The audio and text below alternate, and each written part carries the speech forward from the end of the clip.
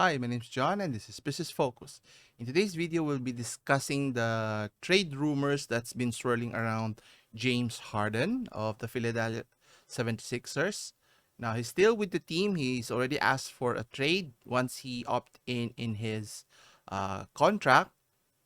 He's been trying to leverage his position by getting traded to another team. But the question here is, has that opportunity has already gone in terms of did he make a catastrophic this miscalculation in terms of betting on himself, as the past 2 years have showcased that his performance is not at the top tier level what it used to be, pre Houston Rocket days.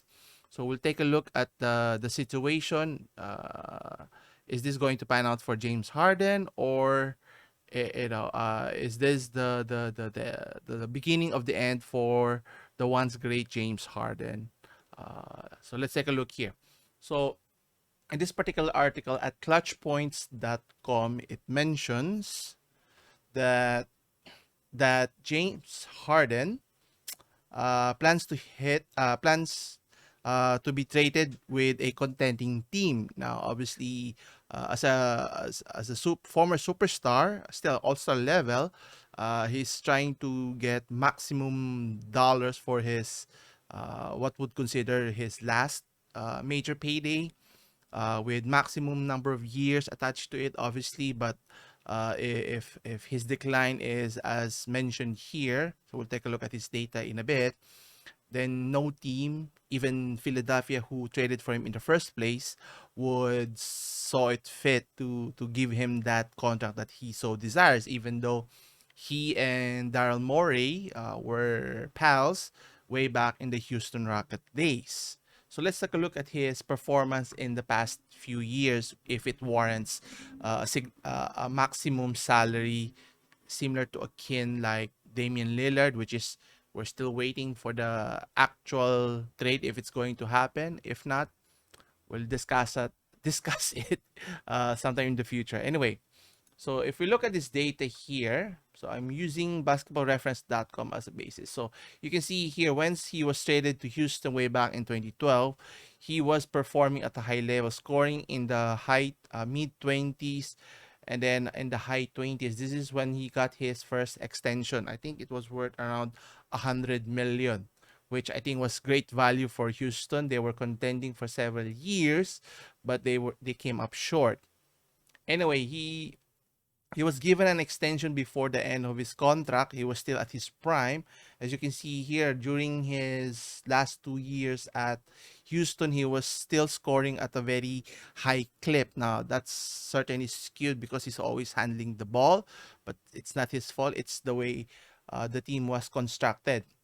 And sadly, he was not happy anymore with the performance of the team. He asked to be traded, and after that season, during the pandemic, he was traded to the Brooklyn Nets, which, as you can see here, his point average has started to decline significantly, from 34 points to just 24 points. And if you notice, as the years go by all the way to the present day, as you can see, he's only scoring in the low 20s here. Now, is he worth max money for that point production? Some may say yes, because if you look at his assist totals, has been consistently high in double digits for the past few years. But obviously, you're paying more, not just for the assist but also for the playmaking and the ability to score points, which is has hampered his reputation during playoffs, not being able to come up big or push through and succeed in the playoffs arena here. So, when he got traded to Philadelphia, to Brooklyn, I think this is where things went awry. Just because it didn't turn out well for Houston, he asked it to be traded, and obviously Brooklyn was willing to trade its assets to get a high valued caliber player like he is. The mistake that he did was, since his scoring was down, despite having great supporting talent in the likes of Kyrie Irving and Kevin Durant at the time. So the points was not a priority. He should have stuck with Brooklyn and waited for his extension to be eligible, and let Brooklyn offer that, since if he would have stayed, they wouldn't have traded for Ben Simmons. Kyrie Irving, I think, would have continued to play for that team, and even Durant would have stayed. So they would still have the three-headed monster. And who knows how would that turn out if he didn't ask to be traded. And now that he was traded to Philadelphia, it show a glaring weakness in terms of, is he a capable scorer still? Now obviously scoring 20 some points is not easy, but he's still at the highest caliber compared to the likes of LeBron James, Kevin Durant, and whatnot. uh, Goes to show that he's already, slightly sleeping, and obviously as the years go by, it's not going to increase in terms of point production no matter what he does, because in terms of his style of play and how the league has adjusted to his style of playing is not in favor of his, I would say, antics to be able to draw fouls and not just be able to score points at will.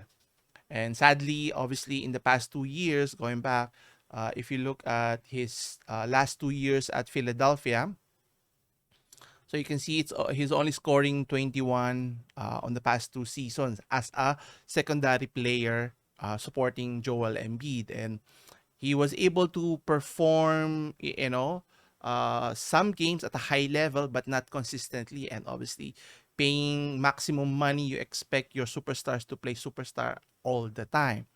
That's why, the best players are always criticized the most, because they are paid the most, and a lot is expected here.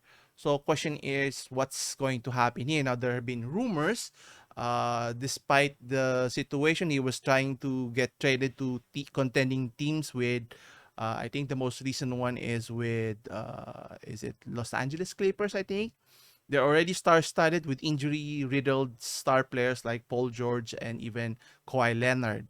Now they've re-signed Russell Westbrook, which I think, lucky for Russell Westbrook, there's still a team who's willing to stick it out with him, because despite his flawed play style, not improving his shot making, being able to play the whole season at a high level, meaning full throttle, 100%, not laxing off. It's a Heckle and Jide, Heckle and Clyde scenario with Russell Westbrook. But they're betting all their superstars that they'll get healthy and make a championship run. So they're trying to get James Harden in this case. But the question here is, in the case of Harden, he's wanting to get an extension here. But is he worth max contract?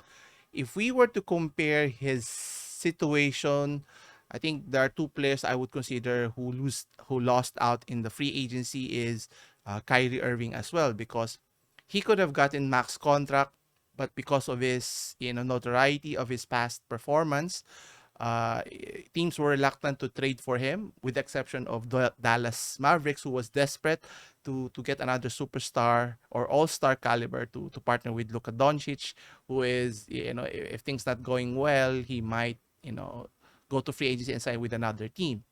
And, so it all boils down to supply and demand, market demands on how valuable your position is. So in the case of Kyrie Irving, he was lucky that the Dallas needed him also, and Kyrie needed to get paid, not necessarily max money at max years. So instead of getting 200 million for 4 years, he only got, I think, how much did he got? I think he got only around 120 million for 3 years. So still a lot of money, but not necessarily max money anymore. And both of those players could have gotten significantly more. Whether it's in the case of Irving, he missed out $60 million. That's a lot of money. And in the sad case of James Harden, 30. I think he's this year. How much is he getting paid? Let's look at this one. So if you look at his previous year, he was being paid close to 40, a little over 40 million last year. And then let's see here in Portland here. So it's not 40. So as you can see here, when he re-signed, he got a lower extension and he had the player option, which I think was a great decision for Daryl Morey to barter with him that he would be given an extension here. But obviously that's on the assumption that he would play at a high level, but that's not the case here. That's why he was willing to get a shorter deal at a lower amount to help the team. But as you have noticed, 4 years, 5 years have showed that he is not an elite level player anymore. So technically, he missed out close to more than 100 million, if you think about it, because if he had waited when he was still at Brooklyn, he could have gotten the last payday that he was looking for in the north of $200 million, and now that's already up in smoke, and trying to get anywhere close to 100 million. Lucky for Kyrie Irving, he was still able to get at least an eight-figure amount, which is not bad. Right? But he could have gotten more. But in the case of Harden, it's even worse. He only got double-digit amount in millions of dollars. He could have gotten hundreds of million in his last contract, and I don't think anyone's going to pay him that amount of money in terms of his production still.